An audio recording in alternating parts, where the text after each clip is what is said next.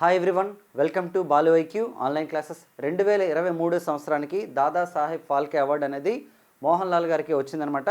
మరి మోహన్ లాల్ గారు వచ్చేసి మనకి మలయాళం యాక్టర్ అండి.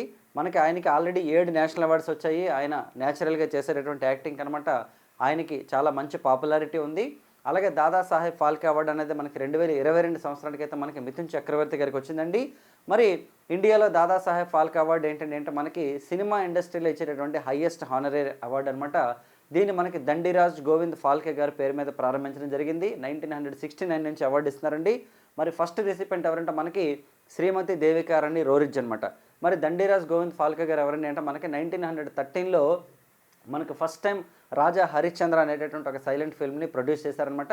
ఇంకా మోహన్ లాల్ గారి విషయానికి వచ్చినట్లయితే మనకి ఆయన చాలా ఫిల్మ్స్లో యాక్ట్ చేశారు. మనకి డబ్బింగ్ సినిమాల ద్వారా ఆయన బాగా తెలుసు మనకి. అట్ ద సేమ్ టైం ఏంటంటే మనకి స్ట్రైట్ ఫిల్మ్స్ తీసుకుంటే తెలుగులో గాంధీవం అనే ఒక మూవీలో యాక్ట్ చేశారండి.